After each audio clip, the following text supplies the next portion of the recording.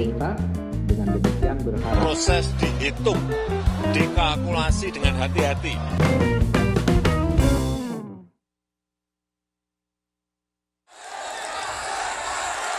Perlu saya sampaikan, pemimpin yang mikirin rakyat itu kelihatan, dari mukanya itu kelihatan. Dari penampilannya itu kelihatan. Banyak kerutan di wajahnya karena mikirin rakyat. Ada juga yang mikirin rakyat sampai rambutnya putih semua, ada.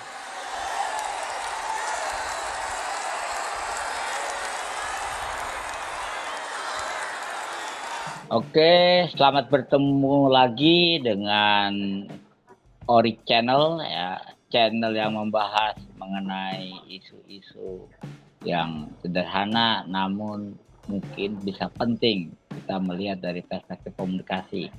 Memang semakin kesini ya, isu-isu terkait politik itu semakin menarik, ya, apalagi pasca pencapresan Anies oleh Partai Nasdem. Nah, konstelasi politik itu agak menghangat, ya, bahkan bergerak cepat ya Mas. Bergerak cepat. Kayak itu katanya kayak pacuan kuda. Nah, betul. Makin lama putarannya makin cepat tuh. Nah, kalau indikator ya salah satu dengan mengistilahkan pacuannya semakin cepat. Iya. Cuma memang yang juga menarik adalah ketika Jokowi bertemu dengan para pendukungnya, ya. relawan. Oh, yang kemarin itu ya, relawan itu ya. Ya, di GBK. Bahkan ada teman yang komplain ke saya, stadion itu harusnya belum boleh dipakai gitu loh. Tapi kenapa ketika yang pakai relawan Jokowi kok boleh? Tapi kan itu bukan ranah kita lah, ya kan. Ranah kita lebih kepada perspektif komunikasi. Ya, mungkin kalau pakai bahasa bercanda gitu gini Mas, karena kemarin itu larangannya tidak boleh untuk main bola. Tapi kalau buat pertemuan boleh. Betul ya. Ya, jadi memang kadang-kadang aturan itu dibikin buat dilanggar sih. Gitu ya. Iya. Bisa. Oke, kita kembali lagi kepada pertemuan atau mungkin temu kangen Jokowi dengan para pendukungnya atau para relawannya lah. Nah, ini menjadi sesuatu yang menarik. Kenapa? Kalau buat saya menariknya justru orang-orang PDI gitu malah banyak yang mengkritik gitu loh. Bahkan termasuk ya? Saya baru tahu malah. Iya, Adian Apitupulu misalkan, ya kayak itu juga menganggap pertemuan itu tidak penting gitu loh.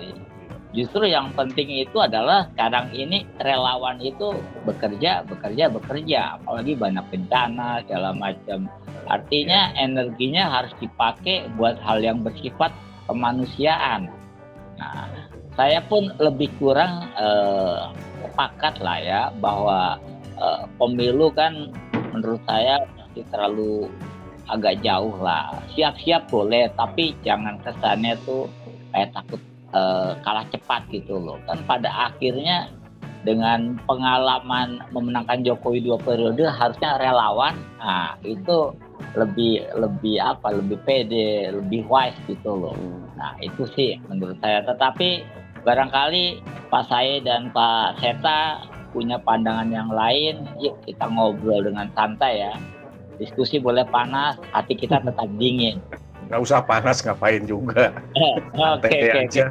Kita nggak pakai panas-panasan. Oke.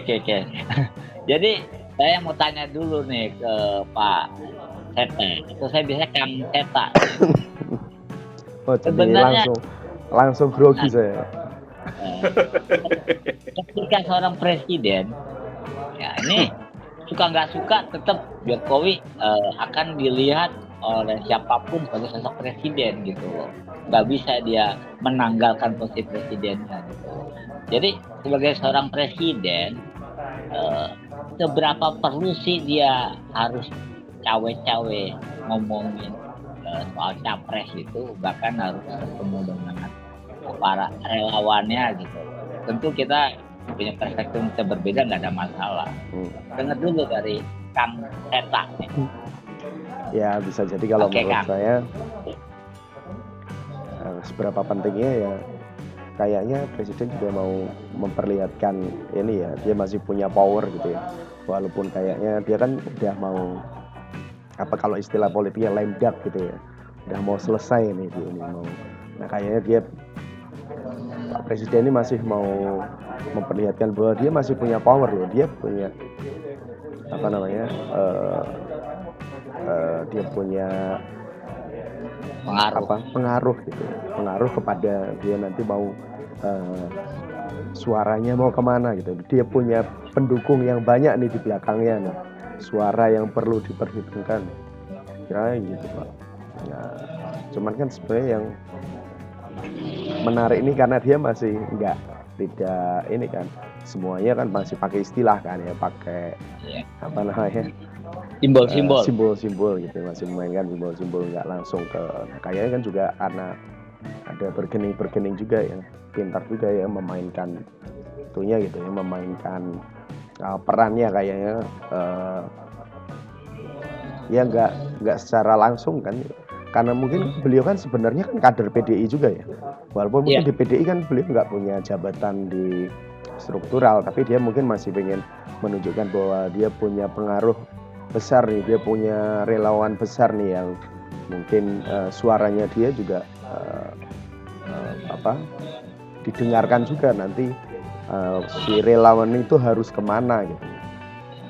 Ya, itu sih kalau menurut saya. Jadi dia pengen memperlihatkan pengaruhnya masih besar di sini. Jadi mungkin karena sebentar lagi dia juga udah mau selesai kan sebenarnya gitu. Mau jadi pengen ya nanti mungkin kalau dekat-dekat pemilu nanti jadi ini Pak. Jadi ya dipikirnya udah nggak ada pengaruhnya lagi kan, beliau mau ininya ke siapa gitu ya. Kalau menurut saya gitu. Oke. Tapi persoalannya apakah sudah waktunya gitu. Apalagi masih ada bencana di beberapa tempat, terutama di Cianjur. Kemudian yang kedua, yang lain kan bergerak. Saya pikir sih kalau saya sebagai orang presiden ya harus lebih wise lah melihatnya, karena ketika terjadi pengumpulan massa artinya kan berarti memancing reaksi dari calon-calon yang lain yang gue juga punya masalah gitu loh. Nah apalagi ada simbol rambut putih, kemudian katakanlah berkeriput, bukan keriput ya, mungkin berkerut ya, berkerut itu pertanda bahwa dia memikirkan rakyat gitu. Padahal kalau yang mau bercanda juga Hatta Rajasa putih ya kan. Teman saya yang namanya Pak Usman juga putih rambutnya.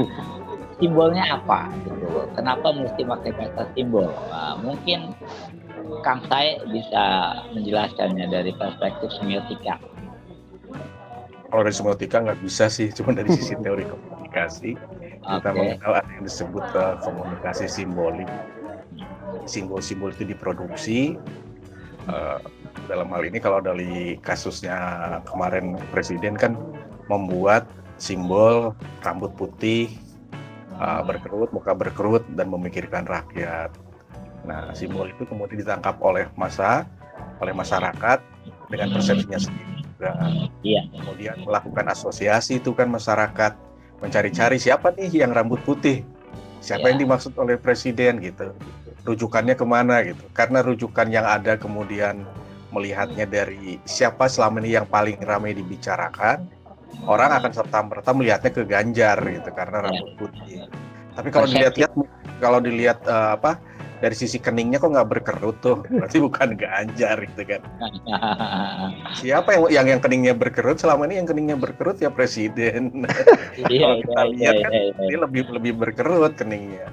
Terus kita juga bisa bicara soal style kepemimpinan itu kan macam-macam. Mungkin presiden merujuk bahwa yang ideal buat dia seorang calon pemimpin itu selain harus berambut putih, muka berkerut, itu kan simbolik ya, simbolik orang yang mikirin rakyat juga harus mau turun ke bawah. Nggak kena AC Padahal mulu gitu ya, yang nggak teknologi di ruangan AC mulu. Iya, terus turun tidak di AC mulu. Nanti teknologi kan tidak harus begitu. Iya. Perkembangan teknologi juga maju ke depan. Ya. Jadi saya pikir ini kan hanya permainan wacana sama permainan interpretasi. Saya pikir gitu ya. Jadi ada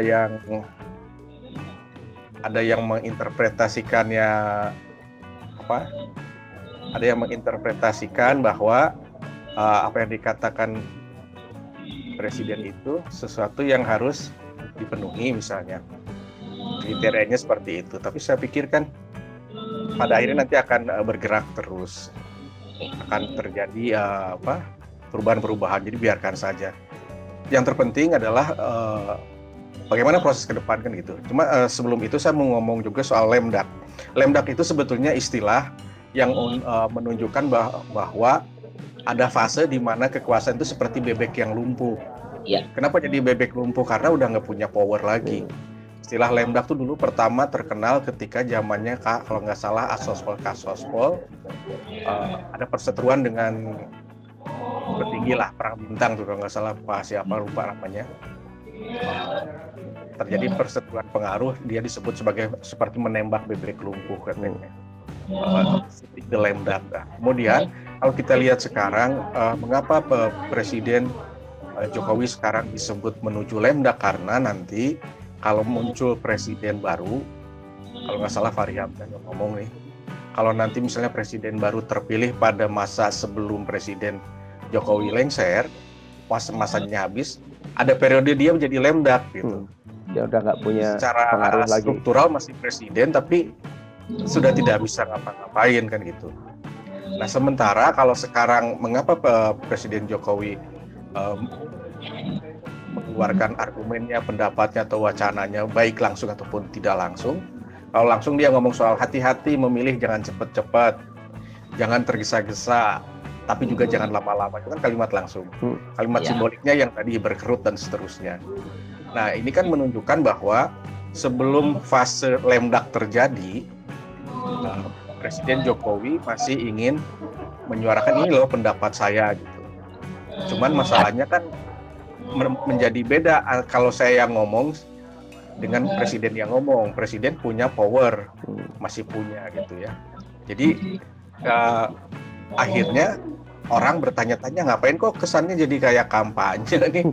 Emang presiden punya hak kampanye gitu. Kalau dibandingkan dengan pernyataan mantan Wapres Yusuf Kalla, kita tahu lah Yusuf Kalla selama ini mendukung siapa gitu. Kan gampang. Ya selalu mendukung Anies kan Yusuf Kalla gitu. Tapi bedanya Yusuf Kalla itu tidak pernah ngomong secara publik, secara terbuka dia mendukung siapa. Nah pertanyaannya kemudian, apakah ini boleh atau tidak? Apakah kita memilih gaya komunikasi politiknya Jokowi yang ngomong sambil tetap dalam kedudukan presiden, ada powernya, ataukah gaya politiknya Yusuf Kalla yang tidak ngomong tapi bermain di balik layar? Itu kan persoalannya adalah persoalan kemudian bagaimana kita mempersepsi. Kalau kita mempersepsinya dari sisi dua-duanya adalah bentuk ekspresi demokratis, ya boleh-boleh saja, sah-sah saja. Cuma kalau kemudian kita melihat dari perspektif fatsun, keadaban, itu menjadi pertanyaan. Karena selama ini tidak ada terjadi seperti begitu. Mungkin apa yang disampaikan Presiden Jokowi bisa dianggap sebagai melanggar fatsun, melanggar keadaban berpolitik di Indonesia. Tetapi yang harus ditanyakan adalah benar atau salah, kan gitu juga. Emang ada aturannya gitu? Emang salah gitu? Barangkali circle di sekitar lingkarannya Presiden Jokowi akan ngomong nggak salah kok, ya memang nggak salah gitu kan. Tapi kalau masyarakat kita kan melihatnya misalnya pantas atau tidak pantas. Karena kita berharapnya kan kalau seorang presiden ya dia netral, tidak berpihak. Cuma ya di sisi lain kan kita melupakan bahwa presiden juga punya hak untuk ngomong kan gitu. Kalau kita lihat selama ini cara pijaknya Presiden Jokowi itu selalu begitu kan, demokrasi katanya. Ketika tidak melanggar aturan gitu ya, Pak. 3 periode gitu ya, Yang penting tidak Presiden melanggar ngomong dalam aturan kan. wawancara, iya. Presiden ngomong tuh dalam wawancara dengan Karni Ilyas kalau nggak salah, kan itu demokrasi katanya. Ya boleh aja ada orang ngusulin 3 periode, tinggal pendapat yang lain gimana kan gitu. Perspektifnya begitu. Jadi tidak perspektif Hudson, tapi perspektifnya adalah boleh atau melanggar atau tidak melanggar seperti tadi dikatakan Mas Eta. Terus satu hal lagi yang aku belum mau sampaikan, tadi kan ada periode sekarang presiden berkuasa, nanti ada periode menuju Lemdak. Nah, di balik itu juga ada godaan untuk menjadi kingmaker. Kan begitu. Kalau selama ini kingmaker itu dipegang oleh ketua parpol, terutama parpol terkemuka gitu, katakanlah Megawati gitu ya.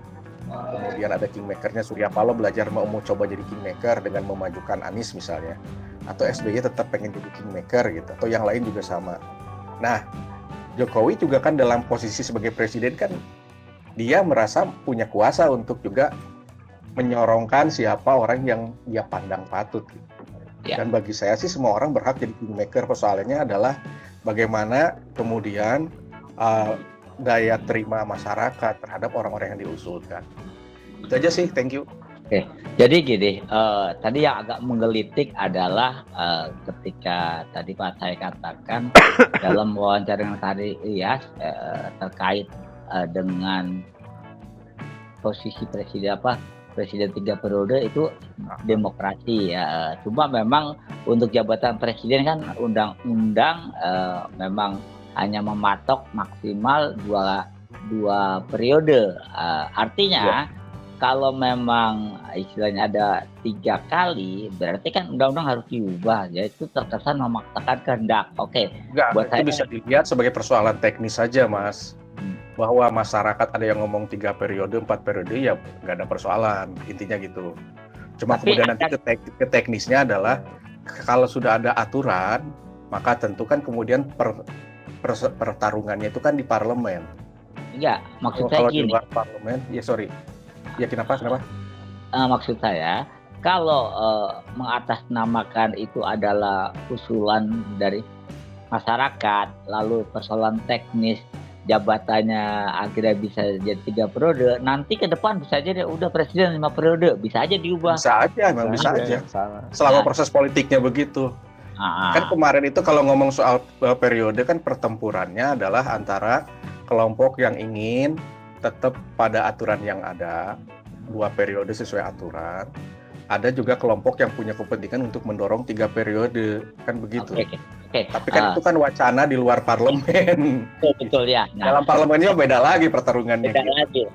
Nah, tapi kembali lagi ketika Jokowi bertemu dengan relawan, kemudian, nah ini kan ada satu hal ketika menyampaikan kita jangan salah memilih, intinya kan begitu. Kita harus pilih pemimpin yang bekerja buat rakyat. Menurut saya di titik itu tidak persoalan karena mengingatkan sebagai presiden, oke.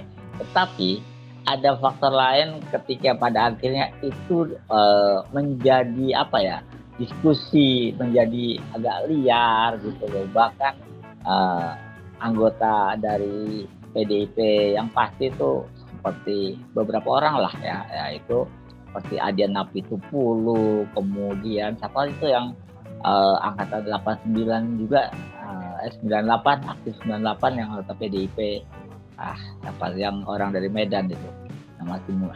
Nah itu juga menganggap pertemuan itu belum waktunya, terlalu prematur gitu loh. Nah saya membacanya bahwa Jokowi tuh ingin supaya kalaupun dia tidak berlanjut, tapi program-program yang sudah dibangun itu bisa dilanjutkan, terutama proyek IKN, ya kan. Banyak lah membangun infrastruktur yang mungkin belum tentu bisa selesai ketika Jokowi sudah tidak terpilih lagi gitu loh. Nah, artinya itu wajar, tetapi ya itu politik itu akan selalu menyuguhkan 2 hal yang berbeda gitu loh. Nah, ada faktor etika, ada faktor praktika, ya kan, nilai praktis. Nah, saya melihatnya Jokowi itu masuk dalam pusaran dari relawan. Mungkin mungkin ya dugaan saya relawan itu udah ngojok-ngojokin itu Anies sudah disambut hangat di Jogja gitu, di beberapa tempat sudah Panas ya, mulai panas. Nah, kalau tidak ada Bapak tidak berbicara, ya, mungkin kita akan kehilangan momentum. Nah, gimana kalau ada pandangan seperti itu? Ya persoalannya kan selalu ke circle.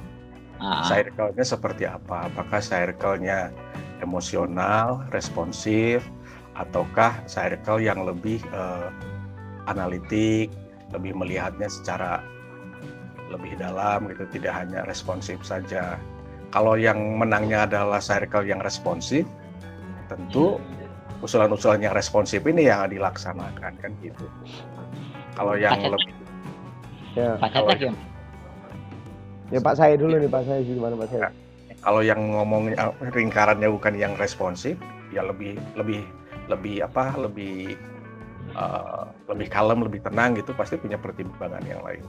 Cuma satu hal yang perlu saya sampaikan bahwa beda antara prioritas parpol, dalam hal ini PDIP, dan prioritas relawan dalam melihat masalah. Oke, ya, Relawan pasti prioritasnya beda gitu. Jadi ketika Adian misalnya mengkritik apa yang dilakukan relawan, ya karena Adian melihatnya dari prioritas yang berbeda daripada pandangan relawan. Gitu. Monggo Mas Seta. Ya kalau saya sih, ya sebenarnya kayak tadi ya, sebenarnya nggak ada masalahnya juga kan gitu ya. Sebenarnya nggak ada, malah jadi ramai kalau menurut saya Pak. Saya lihat ramai juga gitu ya. Ramai juga, malah jadi banyak ini kan, maksudnya kok malah menimbulkan apa ya, kayak orang kan jadi berspekulasi macam-macam gitu kan. Spekulasinya jadi semakin ke sini. Oh jangan-jangan yang dimaksud itu Pak ini kali Pak Basuki, jangan-jangan gitu kan. Karena kan dia kan habis saya kepikiran jangan-jangan itu malah. Karena kan dia ngomongin masalah apa? Masalah tadi simbol itu kan setelah ngomongin masalah keberhasilan infrastruktur gitu-gitu kan. Ya. Setelah ngomongin infrastruktur macam-macam. Jangan-jangan dia ngomongin Pak Basuki gitu kan. Cuma saya sebenarnya tadinya mau ini juga Pak, nambahin, harusnya tambah satu lagi simbolnya yang jidatnya lebar gitu Pak. Tambah lagi kalau pakai topi dikebelakangin. Oke, kalau kita melihat bahasa simbol, Jokowi itu kan terlahir sebagai pemimpin dengan latar belakang budaya Jawa yang kuat. Nah, budaya Jawa itu kan istilahnya sering memainkan simbol-simbol gitu ya, tidak terbuka gitu. Terang-terangan gitu loh. Cuma memang di titik ini Jokowi sangat paham gitu loh. Dia tidak menyebutkan nama karena dalam kapasitas sebagai presiden nggak ada masalah nyebut nama. Tapi dalam konteks sebagai anggota partai, dia akan melangkai ibu. Karena ibu kan semua yang memutuskan ibu, ya kan. Nah, kalau ibu belum ngomong nama, nah, itu kan akhirnya offset gitu loh. Nah, apalagi muncul wacana ada kemungkinan anaknya ibu nih Prananda ya. Prananda. Itu berpotensi untuk ditampilkan karena kalau menampilkan Puan itu dipoles, dipakein branding apapun tetap nggak ngangkat gitu loh. Maka muncullah yang saya dengar gitu lah akan menampilkan kalau Pak Prananda. Kalau Prananda kan semakin jauh lagi Pak, kita nggak, bahkan masyarakat nggak pernah, banyak yang nggak tahu siapa itu Prananda, nggak pernah tahu dia secara ininya nggak kalau Mbak Puan kan masih ini ya sebagai ketua DPR gitu-gitu ya, yang masih bisa. Tapi Pak, yang namanya mesin politik, kalau mesin politik sudah bekerja, ya saya rasa itu semua bisa dicitrakan gitu loh. Kenapa kan mesin politiknya tidak mencitrakan Mbak Puan? Nah, kalau saya melihat gini deh, kembali pada soal simbol ya. Kadang-kadang kita kalau ngobrol simbol itu kan lebih melihat kepada personifikasi. Oh ini diasosiasikan ke sini. Oh ini ke si A, si B, si C.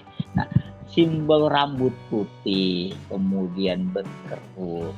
Nah, itu sebenarnya ada tafsiran lain nggak? Bayangan saya rambut putih itu mungkin bayangan saya orang yang hatinya putih misalkan ya.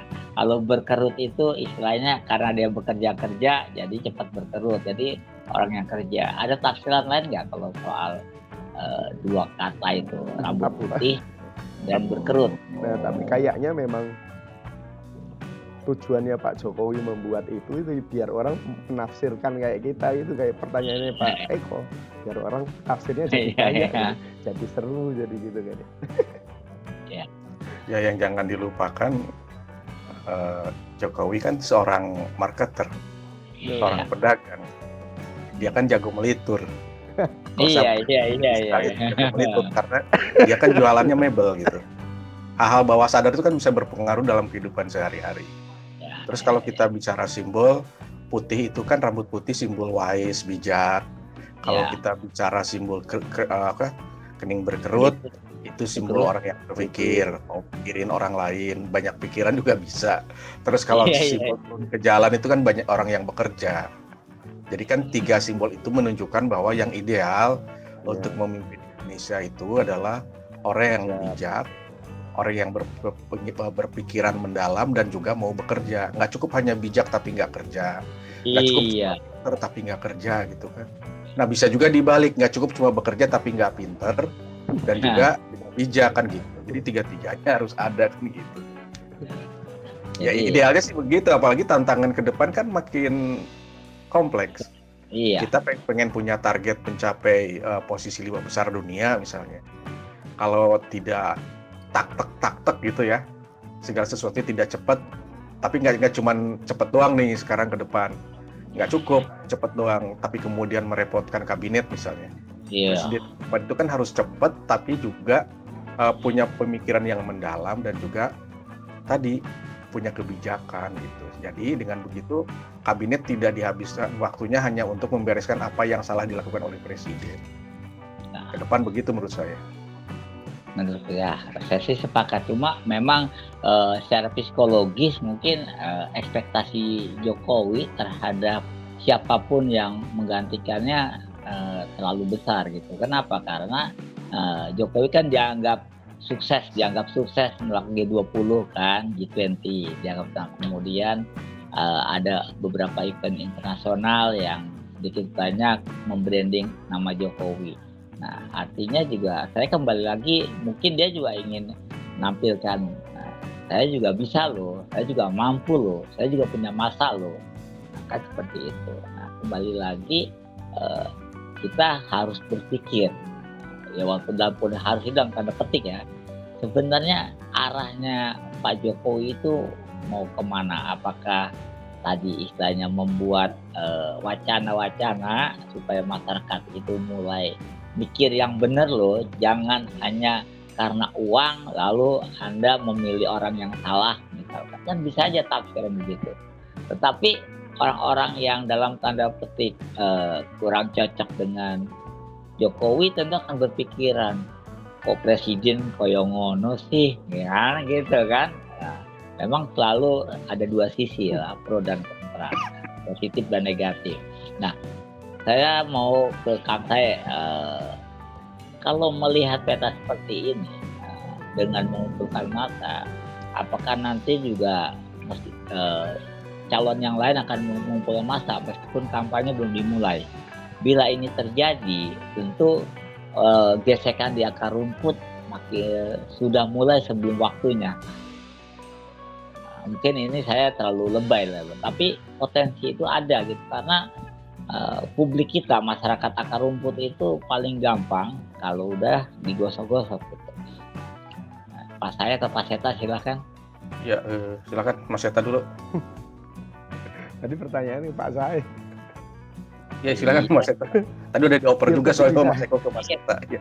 Silakan Mas Seta dulu. Kalau menurut saya bisa aja ya, karena ya itu tadi, karena kalau melihat akhirnya semuanya jadi rame kan, semuanya jadi punya punya praduga sendiri-sendiri, jadi rame, jadi orang menafsirkan sendiri-sendiri. Jangan ada yang bilang jangan ini satir juga ini gitu kan, presiden satir juga nih gitu kan. Terus Ya akhirnya kan di akar rumput jadi rame kan Pak, memang jadi rame, oh presiden ini berarti dukung si ini nih, presiden dukung si ini, padahal kan belum ada sesuatu yang ini ya. Presiden cuman apa istilahnya, ya itu kan sebenarnya cuma ini juga ya, cuman ya kayak tadi Pak saya bilang ini mengingatkan bahwa memilih pemimpin itu nggak bisa yang sembarangan gini-gini kan. Itu kan sebagai pemimpin negara itu kan apa istilahnya mengingatkan untuk ke depan itu kita memilih pemimpin itu lebih berhati-hati lagi kan gitu, yang bisa bekerja, yang bijaksana, yang macam-macam itu tadi. Ya tapi akhirnya benar kejadiannya bisa jadi di akar rumput itu jadi menjadi lebih ya, tapi ya mungkin kalau di sosial media aja rame-rame aja gitu ya maksudnya, dan banyak yang memanfaatkan itu kan justru gitu ya, tokoh-tokoh politik itu kan banyak yang istilahnya reading the wave-nya itu gitu ya, memanfaatkan itu ya. Melihatnya saya sih seru-seru aja kalau saya gitu. No problem lah ya. Yang pasti kan setiap orang punya kisi-kisi soal presiden masa depan. Kan gitu ya. Presiden Jokowi kisi-kisinya kayak tadi, rambut putih, kening berkerut, turun ke jalan misalnya. JK punya kisi-kisi, Kiai Ma'ruf Amin punya juga kisi-kisi sendiri. Iya. Kemudian SBY juga punya kisi. Cuman persoalannya kan sekarang siapa yang punya kesempatan atau yang memegang corong. Kebetulan corongnya dipegang Jokowi kan gitu ya. Jadi suara dia yang terdengar kenceng banget gitu, kesannya begitu. Padahal kan di belakang itu kita nggak tahu bahwa di belakangnya masing-masing juga punya settingan sendiri. Nggak cuma deal ya, settingan yang macam-macam. Jadi itu di satu sisi semua orang akan menawarkan kisi-kisinya sendiri, baik secara langsung ataupun simbolik. Kemudian massa akan menginterpretasikan simbol-simbol yang disampaikan.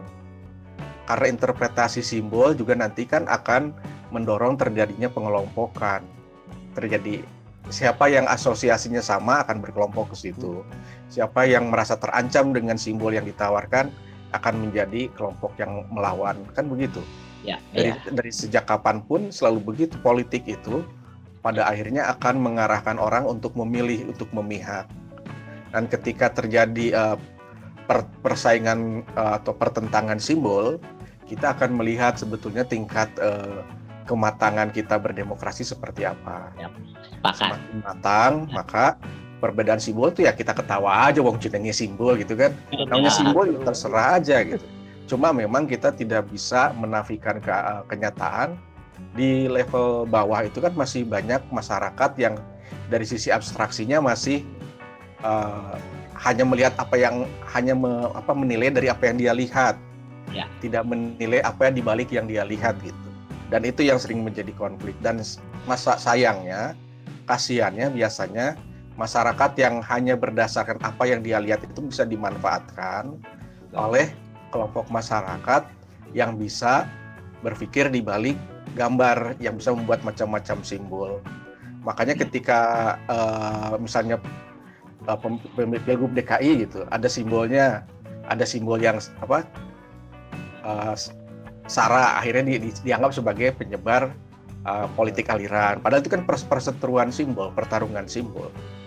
Kemudian simbol itu dicap sekarang sebagai politik politik aliran.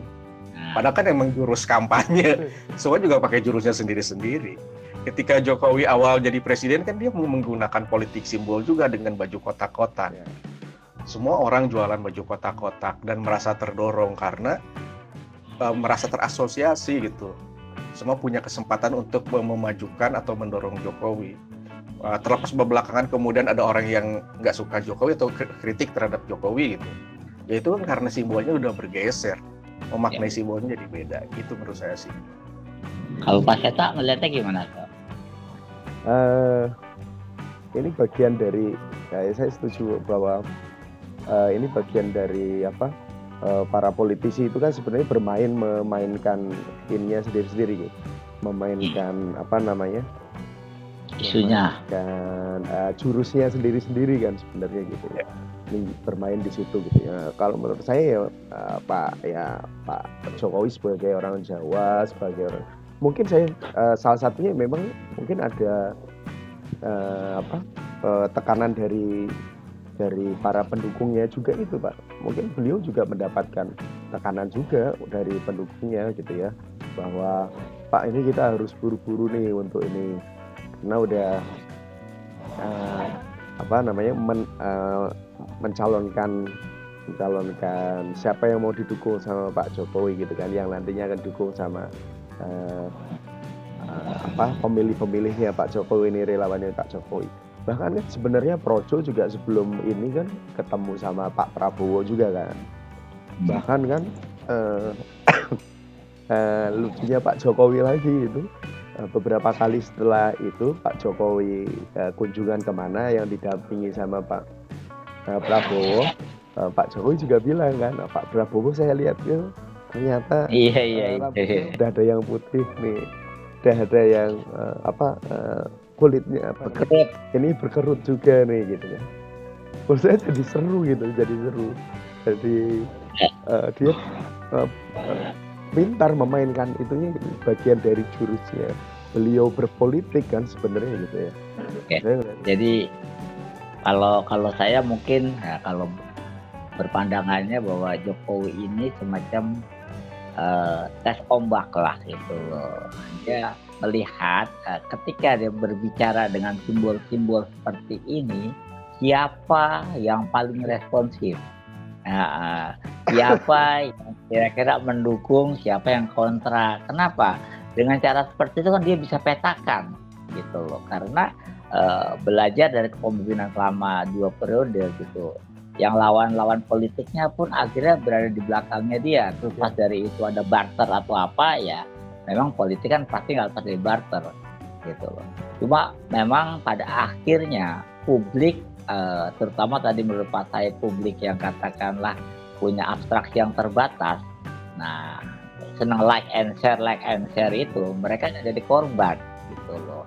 Satu sisi ini memang mendukung publik untuk berwacana, sehingga ada dialog-dialog yang katakanlah cerdas ya, sehingga publik memiliki banyak masukan atau informasi terkait dengan profil presiden ke depan itu seperti apa, melihat tantangan Indonesia. Nah, tetapi ada juga imbasnya, yaitu di akar rumput. Nah, selama ini kan yang selalu menjadi korban dari sepak terjang politis itu lebih banyak akar rumput.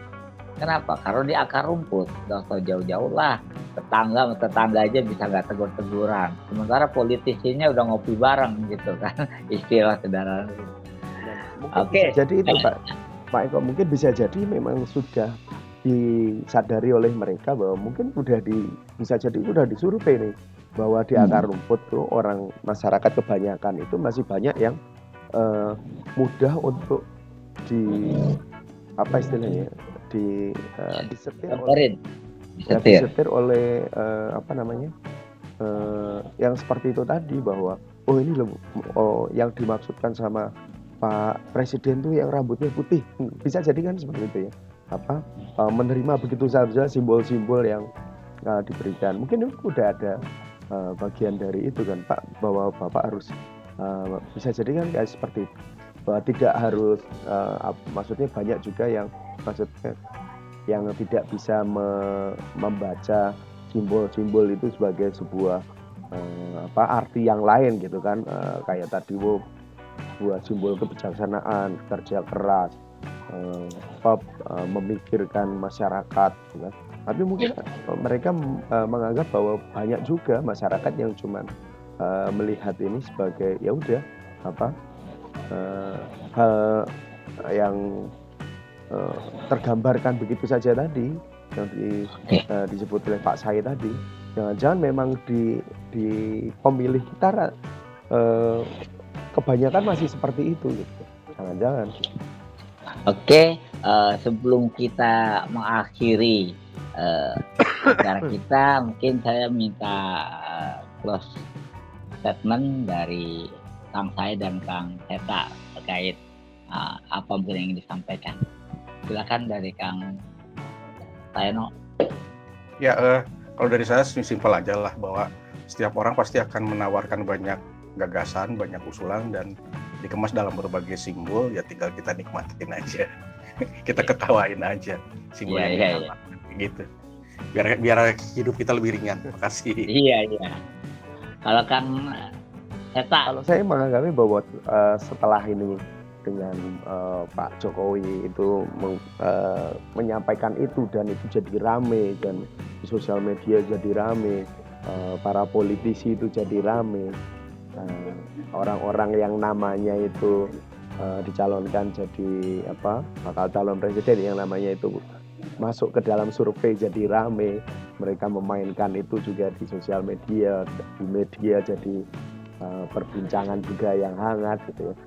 Saya melihat bahwa ternyata Pak Jokowi itu masih punya power yang besar gitu, masih punya power yang besar yang memang dengan itu ditunjukkan gitu. Ternyata dengan beliau ngomong begitu saja, ininya masih besar gitu ya. Karena presiden, iya kan? Iya. Bener Pak, saat beliau melakukannya sekarang itu masih besar itunya, powernya beliau masih besar ya. Artinya Jokowi masih berkaji saat ini gitu. Oke, kalau buat saya sih memang masyarakat harus dibiasakan untuk berdiskusi tentang simbol ya. Artinya masyarakat juga harus diajak memaknai simbol itu tidak serta-merta bahwa rambut putih itu artinya adalah yang rambutnya putih gitu loh. Karena itu pun sebenarnya butuh kecerdasan tersendiri untuk memaknai itu gitu loh. Tahu bener yang dimaksudkan Pak Jokowi, jangan-jangan yang memang yang rambutnya putih. Makanya itu kan berkelita kalau menyebut nama kan offset, nanti ibu marah. Iya gitu loh. Iya kalau cuma kasih kartu kuning, kalau kartu merah keluar dari lapangan ya kan panjang kali lebar kali masalahnya cari lapangan lain. Oke, saya pikir Ya. itu saja. Jadi intinya yuk siapapun biasakan kita untuk memaknai simbol dengan dengan lugas lah gitu, jangan terlalu sempit memaknai simbol dan biasakanlah berbeda karena perbedaan itu justru yang membuat kita menjadi berwarna ya selama kita tetap semangat. Oke, salam ori semuanya. Oke, terima kasih semuanya.